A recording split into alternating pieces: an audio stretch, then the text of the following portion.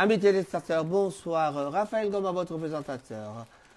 Nous sommes au salon Bijo Baba Shop pour vous parler de ce qui se passe généralement à Manchester. Au sommaire de cette émission, nous allons vous parler de nouveaux restaurants de Vivian Bonjeka et Mama Nelly à Cheetah. Nous allons vous parler aussi de Bijo Baba Shop qui avait été sauvé par la communauté locale de Manchester. Vraiment, c'était la démolition, mais nous allons vous en parler en long et en large. Fashion Award ekozala malaisima édition ya liboso nde tomoni na mboka Manchester toko landa yango na bilili. Pona kosukisa en conclusion tozali na masolo ya moninga ndeko Dudu Nzongo azali bongo na mobembo na mboka Kinshasa, mais alobi na bino na kopesa ida ba mbote na mosika kuna esika ozali. Dudu Nzongo alobi naoki sango ke ba mosusu ba sombi ba blouson ya 19 000 euros, mais biso atolobi toza koya na Lamborghini, toza koya na bokasi tokolakisa bino te masolo nyonso ezali bimpanganza, ezali masolo ya bilobela bana mboka bolanda pamba te Dudu Nzongo akoyela bino na ndenge mabe. À tout de suite. Okay, good.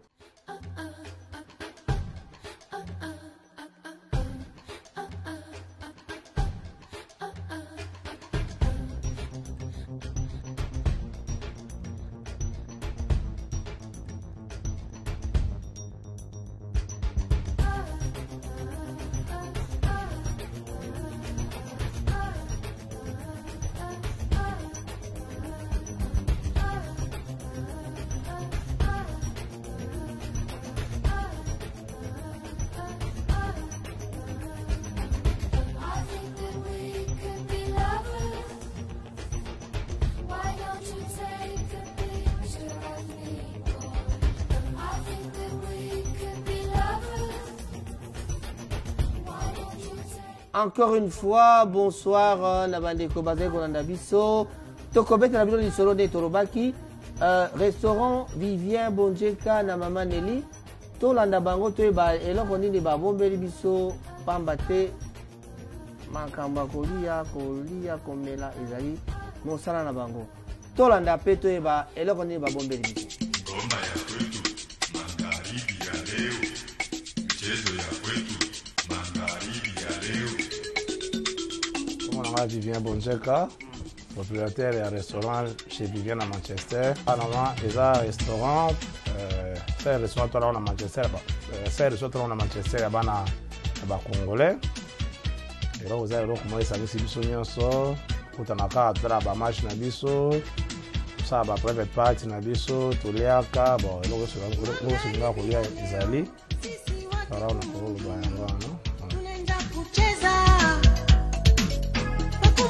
peu pamoja tunaweka moto kati yetu, tutacheza mpaka kesho.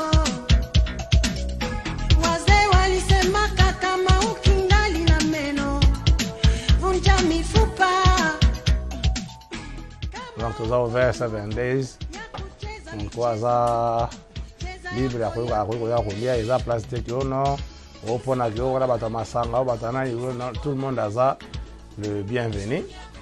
Yakane balison sur la balison sur la tata tukira banando stokenda kanini balison sur minene sokoza kolia mako masanga ezanga na ngote kwa mélange ya mélange ya mai ya mai. Donc discrimination ezate mutunyo soza le bienvenu.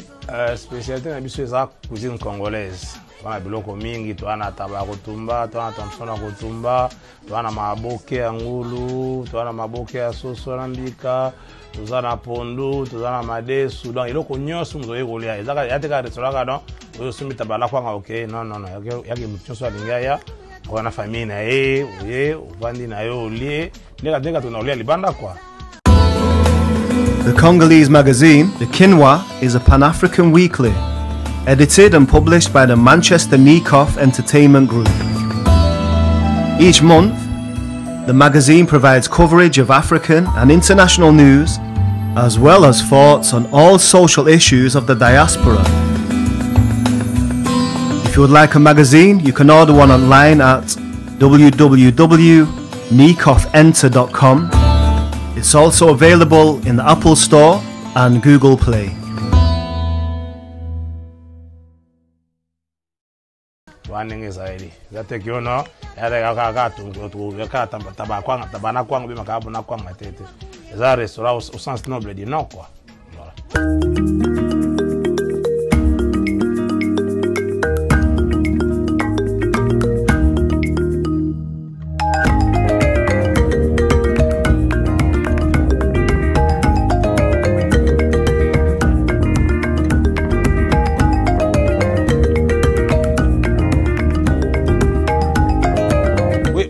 Au début, normalement, heure fixe, tout le monde à 13h. On a 13h, l'air de gros fond.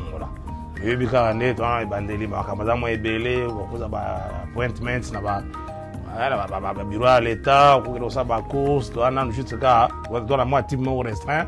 Donc, moi, arrêté le gros salama, mais je dois vraiment ouvert et me connaître.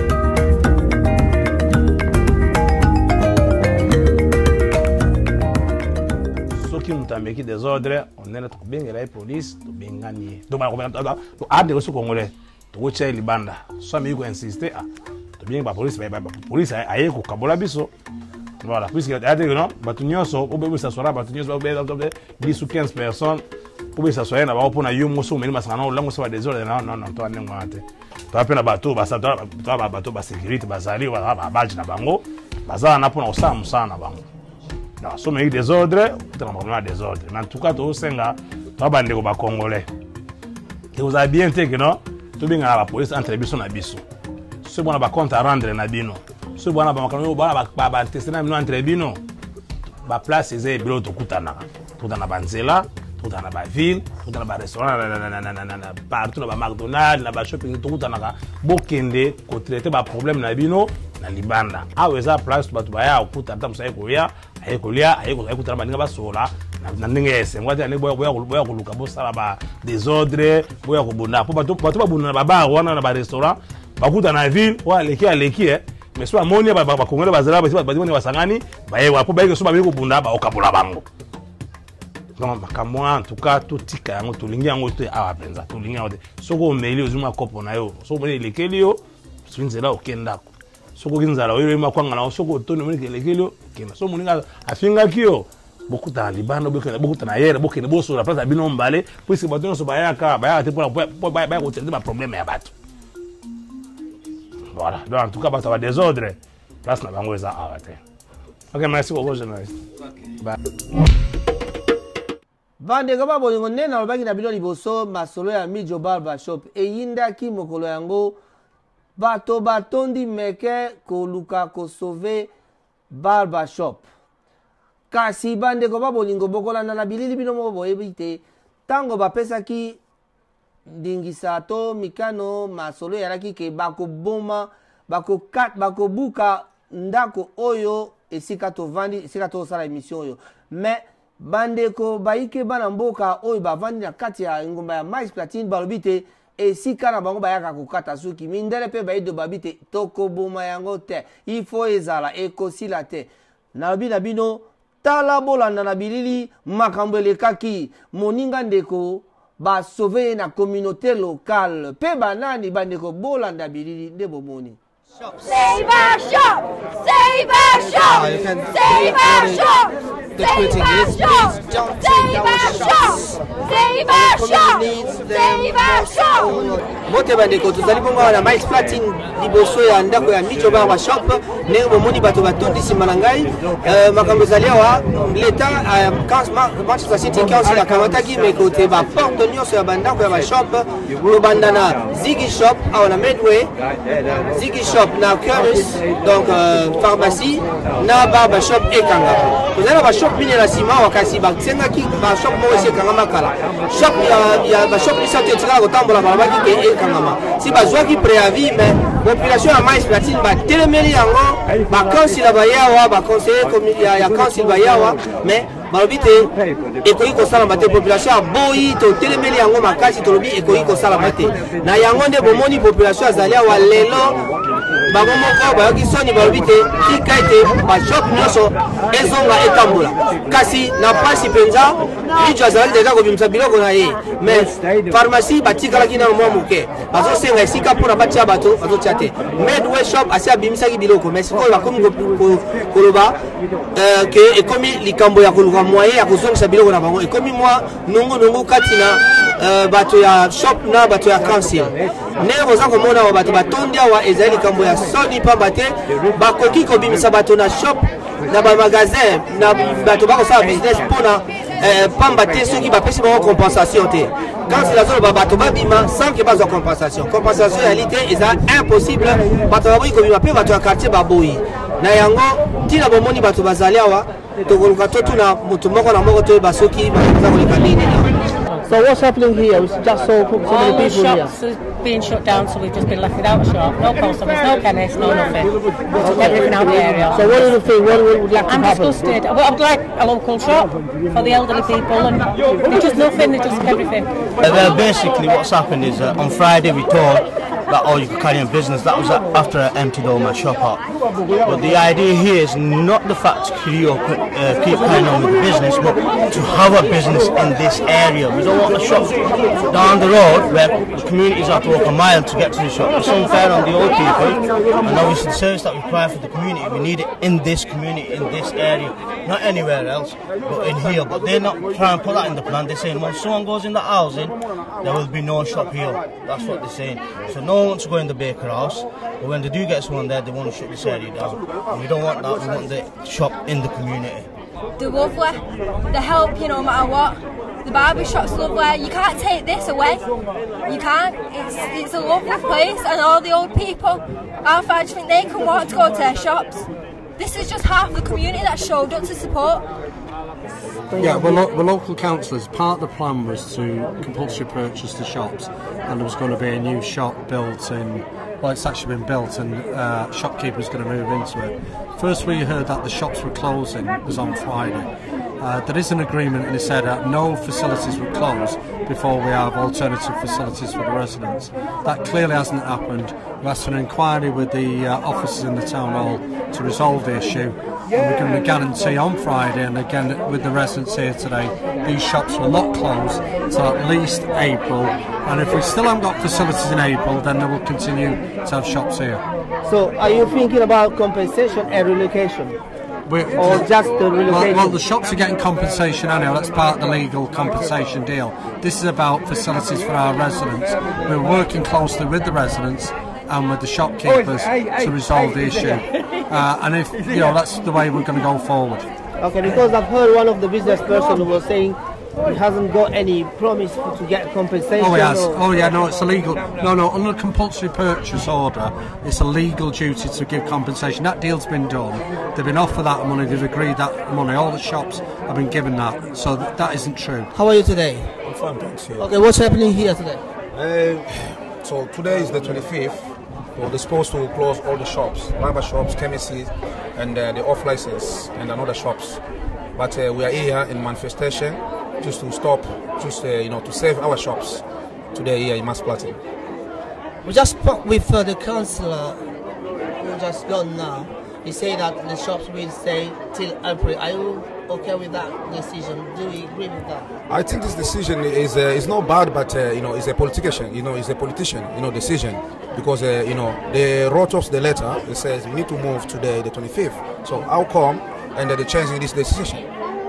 So we don't know. So maybe in April, so we can move, or we're not gonna move. And they says if you can't move, they're not gonna. If they can't move us, they need to find us another location. If that location they can, it's not gonna be possible for us. So we need a compensation. I'm very happy, for the local people because they are very kind, so they like our shops, they like our jobs we're doing here in Masplatting. So I'm very proud for them. So thank you very much for them. Thank you. Appreciate. But all people from Masplatting, I need just to say the first thing is thank you for all the people. So they love us first because we are trading here. So I think everybody like us for our jobs we're doing, and for our community like African people. So I'm very, very, very, very disappointed because I'm not seeing many African people here.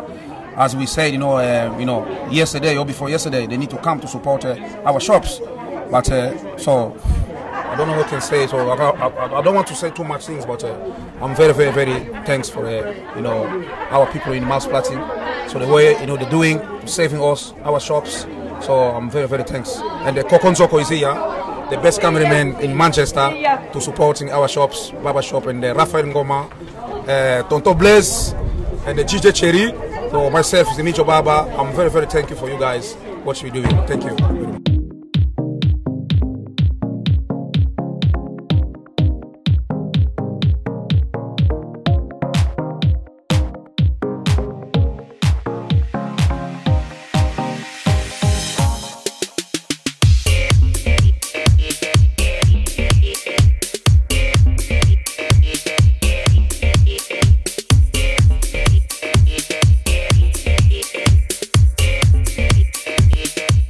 Bandeko babolingo kati na Manchester tokozala bongo na Fashion Award neto baki na bino édition ya yambo ekosalema bongo na direction ya bandeko ya Necof studio.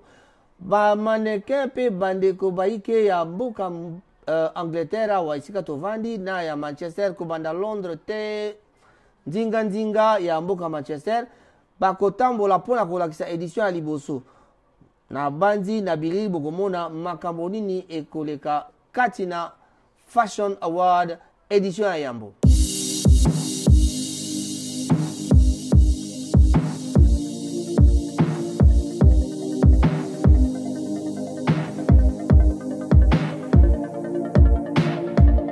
No time to waste, your body's talking, it's on your face, I can read girls, don't crawl away, you know I want it, take off that dress and throw it on the chair.